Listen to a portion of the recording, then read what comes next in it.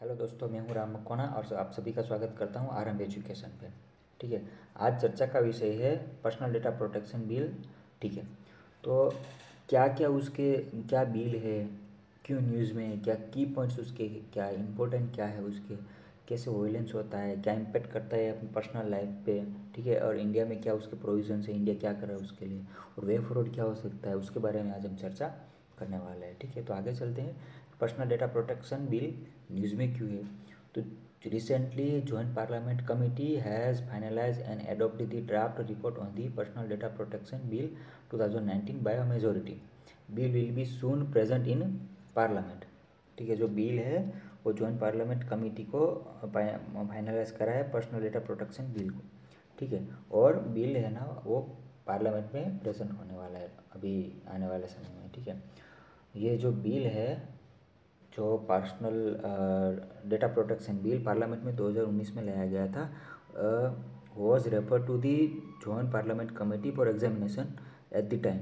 जब लाया गया था 2019 में, तभी ये एग्जामिनेशन के लिए कि इस बिल को देखना है कैसे वर्क कर रहा है, कैसे इम्पेक्ट करेगा, कैसे प्राइवेसी को सिक्योर करेगा, उसके लिए जॉइंट पार्लियामेंट कमेटी जो बिल को देखने वाली उसको एग्जामिनेशन के लिए तभी दिया गया था। और जो जॉइंट पार्लियामेंट कमेटी है उसको जिस समय भी उसे यहाँ पे पार्लियामेंट में प्रेजेंट करना था, ठीक है, उससे ज़्यादा उसने समय लिया। दो तीन बार उसने एक्सटेंशन लिया टाइम का। ठीक है। और ऑल्सो सुप्रीम कोर्ट ने भी कहा कि जो जो जो प्राइवेसी हो फंडामेंटल राइट है, राइट टू प्राइवेसी। ठीक है। Supreme Court also declare right to privacy है फंडामेंटल राइट इन अगस्त 2017, जो पुत्ता स्वामी जजमेंट केस आया था उसके हिसाब से। और ये जो बिल है वो प्राइवेसी बिल के नाम से जाना जा रहा है। ठीक है। और and intents to protect individual rights को प्रोटेक्ट करेगा कि आपका पर्सनल जो भी है पर्सनल लाइफ प्राइवेसी क्या है वो पर्सनल इंडिविजुअल की राइट को प्रोटेक्ट करने वाले हैं। ठीक है। और aim to be to regulate how various companies and organisation use individual data inside India. ठीक है। वो ऑर्गेनाइजेस वेरियस कंपनीज है, ऑर्गेनाइजेशंस है, वो इंडिविजुअल के डेटा को कैसे यूटिलाइज करते हैं, कैसे उसको इन्फ्लुएंस करते हैं, कैसे इम्पेक्ट करते हैं उसे, कैसे उसकी इमोशंस को देखते हैं, कैसे उस पर एडवर्टाइजमेंट की जाती है। ठीक है। उसकी डिमांड क्या है उसके बेस पे। ठीक है। और ये सुप्रीम कोर्ट ने बताया कि फंडामेंटल राइट है प्राइवेसी। ठीक है। बाद में देखते हैं हम कि डेटा प्रोटेक्शन का इम्पोर्टेंट क्या है। तो हम डेटा प्रोटेक्ट कर रहे हैं तो इम्पोर्टेंट इतना इम्पोर्टेंट क्यों है, क्यों हम इस पे चर्चा कर रहे हैं। तो जो प्रधानमंत्री जी हैं हमारे नरेंद्र मोदी, उसने अपने रिसेंट स्पीच में कहा था कि data protection is the important की। ठीक है। इससे इससे ही तो पता चलता है कि कौन सी योजना, अगर हम इंडिया की बात करें, ठीक है, अगर कोई भी स्कीम बनानी है तो गवर्नमेंट के पास उसका डेटा होना चाहिए।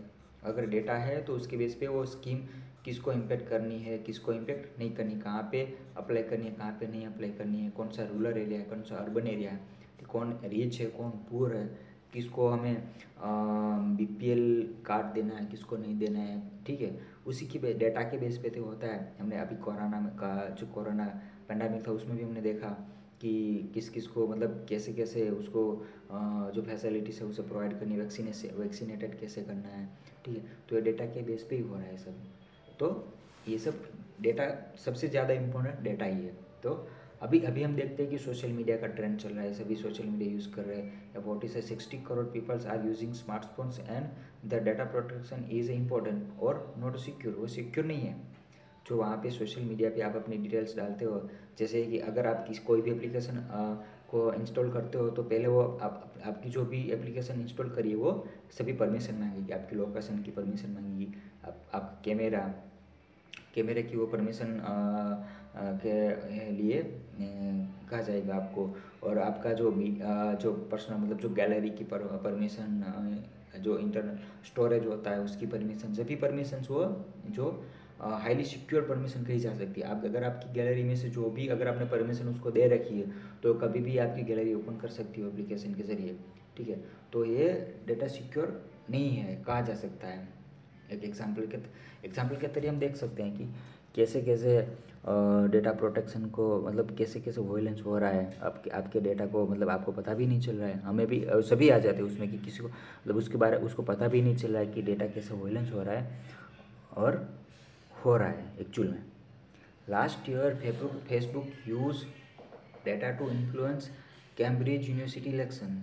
कैम्ब्रिज के जो यूनिवर्सिटी के इलेक्शन होते हैं ना, वहाँ पे फेसबुक ने डेटा यूज़ करके उसे प्रभावित किया था। ठीक है, currently social media is more powerful, it can influence any countries election also. अगर कंट्री का इलेक्शन हो रहा है उसको भी प्रभावित कर सकता है। 2016 में आपने देखा होगा कि हिलरी क्लिंटन ही शायद, हाँ, उसके बारे में फेसबुक ने गलत इन्फॉर्मेशन अपनी अपनी जो रिकमेंडेशन में डाला गया और एफबी में उसको चलाया गया। ठीक है, और जो भी 2016 में वो उसको प्रभावित किया गया, इलेक्शन को, यूएसए के इलेक्शन को उसने प्रभावित किया। अभी सोशल मीडिया ये डिसाइड कर रहा है कि किसी कंट्री का राष्ट्रपति कौन बनेगा, प्रेसिडेंट कौन बनेगा। ठीक है, हाँ, हालांकि बाद में फेसबुक को उसका फाइन डाला गया 35 करोड़ रुपीज़, जो सब अब तक का सोशल मीडिया पे डाला गया फाइन में से सबसे बड़ा फाइन है जो फाइन डाला गया। उस ऐसे डेटा जो उसके जो डेटा है उसको ओवेलेंस करने के जुर्म में गूगल को 2016 में भी फाइन डाली गई थी। यहाँ पे इन 2016 गूगल पे 22 million fine approx 154 crore for violating privacy of users. Also FTC going to fine on FB to use users private data. जो FTC है उसको FB को फाइन डालने वाली है उसके यूजर के प्राइवेट डेटा को यूज़ करने के लिए। ठीक है, इंडिया में उसका इम्पैक्ट क्या है? जो डेटा का जो प्राइवेसी है डेटा की, इंडिया में इम्पैक्ट क्या हो रहा है उसका? Privacy matter of USA, also impact of India. News website Bloomberg reported that Amazon and Google employees are listening customer private talks. जो कस्टमर उसके हैं प्राइवेट टॉक्स, जो उसकी बातें कर रहे हैं ना, वो सुन रहे हैं। किसके ज़रिए? अमेजोन का है एलेक्सा, गूगल का है वॉइस असिस्टेंट्स, और एप्पल यहाँ पे एप्पल गलत लिखा हो, एप्पल का है सीरी। ठीक है, उसके ज़रिए उसके जो यूज़र्स है वो क्या बातें कर रहे हैं, क्या प्लानिंग कर रहे हैं, कहाँ पे जाने की प्लानिंग कर रहे हैं, क्या टूर ऑर्गेनाइज कर रहे हैं, और पर्सनल टॉक्स क्या है उसकी, सब वो सुन रहे हैं। हालांकि गूगल ने बताया कि हम कस्टमर के एडवर्टाइजमेंट और सिक्योरिटी के लिए हम सुन रहे हैं। ठीक है, मगर ये उसकी प्राइवेट टॉक है, सुनना नहीं चाहिए। ठीक है, तो फिर भी ये सुन रहे हैं। और रिसेंटली एलेक्सा, और एक ये देखो, एलेक्सा ने एक हस्बैंड वाइफ के कन्वर्जेशन को रिकॉर्ड कर लिया और उस कन्वर्जेशन को जो उसका हस्बैंड था उसके फ्रेंड को फॉरवर्ड कर दिया। ठीक है, और बाद में जो लेडी थी उसने एलेक्सा अमेज़ोन पे FIR करी, और बाद में अमेज़ोन अपोलोजाइज फॉर दिस, उसके लिए उसने माफ़ी मांगी कि ये हो गया तो उसके लिए। ठीक है, Google and other claim that they are securing customer personal data, but claim is a fact. Company using this data for advertising to grow rapidly.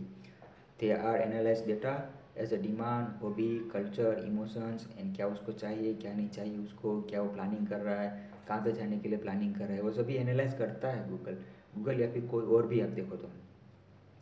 ठीक है, अब आप जैसे हम एग्जांपल के लिए हम ले रहे हैं कि अगर आपने जाके यूट्यूब में या फिर गूगल में जाके कुछ सर्च करा, एग्जाम के लिए ले रहा हूँ कि आपको कुछ शॉपिंग करनी है, आप कुछ शॉपिंग वेबसाइट पे जाके आप सर्च कर रहे हो ना कुछ, तो आपको बार बार सोशल मीडिया पे आपकी रिकमेंडेशन में आएगा कि आप ये परचेस करो सर।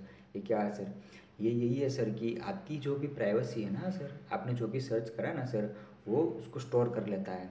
ठीक है, और बाद में आपको ये चाहिए क्योंकि एडवर्टाइजमेंट हो रही है, उसकी एडवर्टाइजमेंट करने के लिए तो एनालाइज करते हैं सर कि इसको ये चाहिए, तो हम यही उसको रिकमेंड करेंगे। ठीक है, तो वो आपको बार बार ये आपको दिखाते रहते हैं ताकि आप उसको परचेस कर लें। ऐसे तो वो मार्केटिंग एडवर्टाइजमेंट करते हैं क्योंकि उसको रैपिडली ग्रो करना है। अगर रैपिडली ग्रो करना है सर तो ये उसको करना ही होगा। तो ये वो क्लेम कर रहे हैं कि हम जो भी कस्टमर के जो पर्सनल डेटा है उसको सिक्योर कर रहे हैं सर, तो वो फेक है सर। ठीक है, तो हम आगे देखते हैं उसके बारे में क्या इंडिया में इसके लिए क्या कर रहा है कि डेटा प्राइवेसी को कैसे सिक्योर किया जाए, डेटा को कैसे सिक्योर किया जाए। यहाँ पे हमारे अक्सर हम देखते हैं कि अभी अभी एक केस एक मतलब जो भी मुद्दा चल रहा है कि स्पेगासस जो NSO ग्रुप है, इसराइल का NSO ग्रुप है, उसने स्पेगासस जो स्पाइसवेयर है उसको बनाया, जिसको किसी भी मैसेज या कुछ कॉल की रिक्वायरमेंट नहीं है। आपके मोबाइल में आपको एक अलाउ करने की कुछ रिक्वायरमेंट, अगर आपको कॉल आया, मिस कॉल आया, तो वैसे ही आपके मोबाइल में घुस जाएगा और आपकी सभी आपका अगर मोबाइल स्विच ऑफ भी है या फिर आपके पास जो डिवाइस है वो स्विच ऑफ भी है, फिर भी वो आपका कैमरा ओपन कर सकता है, आपकी बातें सुन सकता है, आप क्या प्लान कर रहे हो, आपका कैलेंडर देख सकता है, आपकी कॉन्टैक्ट डिटेल देख सकता है, आपका किसके साथ कन्वर्जेशन चल रहा है, क्या आपका प्लानिंग है, वो सभी देख सकता है। ठीक है, तो there is no any constitutional provision to protect data in India while it is a responsibility of the government to protect the privacy of the citizen, not only violates the privacy of the citizen but also hurts the national dignities। ये national की dignity को भी hurt कर रहा है। अब मतलब आप देख सकते हो, अगर पर्सनल को इंडिविजुअल है, अभी आप 20 साल के हो, ठीक है, 20 साल बाद या फिर कभी भी आप देख लो 20 साल बाद 40 साल बाद कोई पॉलिटिशियन है, आपकी एज का ही होगा अभी, ठीक है, और 20 साल 40 साल बाद वो पॉलिटिशियन वो बन रहा है, कोई पॉलिटिक्स में ज्वाइन कर रहा है, ठीक है। तो अब मान लो कि उसने इसी एज में किसके साथ बात करी, किसके साथ उसके रिलेशंस थे, क्या क्या उसको पसंद था, क्या वो कर रहा था, ठीक है, वो सभी वो उसकी प्राइवेट जो उसकी प्राइवेट बातें हैं और पर्सनल लाइफ है, उसको लेके वो ये जो पर्सनल डेटा है उसका लेके ये सोशल मीडिया उसको ब्लैकमेल कर सकता है, ठीक है, जो पॉलिटिशियंस है उसको, ठीक है। तो ये जो रिस्पॉन्सिबिलिटी है गवर्नमेंट की कि वो protect to privacy of the citizen, की सिटीजन की प्राइवेसी को वो प्रोटेक्ट करे, इसलिए ये पर्सनल डेटा प्रोटेक्शन बिल लाया गया है, ठीक है। उसके लिए ये प्रोटेक्ट करने के लिए गवर्नमेंट ने एक जो रिटायर्ड जस्टिस थे BN राव, उसकी अध्यक्षता में कमेटी बनाई गई थी, और इस जो Supreme Court organize BN Rao committee introduce personal data protection bill draft and hand over to government. जो BN राव कमेटी है उसने PDP personal data protection bill को ड्राफ्ट किया और गवर्नमेंट को हैंड ओवर करा कि ये बिल उसको हैंड ओवर करा है। In this bill privacy defined in 12 sensitive parts, 12 जिसको हम हिंदी में बोलेंगे संवेदनशील पार्ट में डिवाइड करा। जैसे ये सबसे सिक्योर है, मतलब जो है सेंसिटिव डेटा कहा जा सकता है, जैसे कि पासवर्ड है, फाइनेंशियल डाटा है, हेल्थ डाटा है, ऑफिशियल प्लानिंग कैसी है, सेक्स लाइफ क्या है, कास्ट सब कास्ट, रिलीजन, पॉलिटिक्स क्या, मतलब वो क्या कर रहा है, कैसे प्लानिंग है उसका, एफिलिएशन किसके साथ वो रिलेशन में है, किसके साथ उसका संबंध है, उस सभी को सेंसिटिव पार्ट में डाला गया है, जो प्राइवेसी की डेफिनेशन उसमें यहाँ पे उसने इस बिल में प्राइवेसी को डिफाइन करा है, ठीक है, और जो उसको 12 पार्ट में सेंसिटिव पार्ट में उसको डिवाइड किया है। जैसे तो इस बिल में बहुत सारी प्रोविजंस है, मगर ये इंपॉर्टेंट प्रोविजंस हम अभी डिस्कस कर रहे हैं, ठीक है। आगे देखते, अगर ये बिल है जो अमेंडमेंट लाया गया है उसी जो सॉरी अमेंडमेंट नहीं, अभी ये बिल है, क्योंकि जब तक पार्लियामेंट से वो या फिर पार्लियामेंट में जाके प्रेसिडेंट का जब तक साइन नहीं हो जाता, सभी को ये तो पता ही होगा, तब तक के अमेंडमेंट नहीं बनता, एक्ट नहीं बनता, ठीक है। If the bill is pass without any amendment, ठीक है, then citizen will get this right. अगर ये बिल किसी भी अमेंडमेंट के बिना पास होता है, जो ड्राफ्ट दिया गया है BN राव कमेटी द्वारा, ठीक है, जो ड्राफ्ट दिया गया है वो किसी अमेंडमेंट के बिना पास हो जाता है, तो उसको ये 4 राइट सिटीजन को ऐसे ही मिलेंगे, जो प्रेजेंटेशन एंड एक्सेस राइट्स, ठीक है, राइट टू करेक्ट डेटा, अगर कुछ गलत इन्फॉर्मेशन हो तो करेक्ट करने का information, data portability, data change करने की, राइट टू स्कैटर, मिटाने का, यहाँ हाँ, मिटाने का मतलब अगर आपने मान लो कि अभी आपने अगर आप कोई एग्जांपल ले लेता हूँ कि कोई एक्स पर्सन है, उसने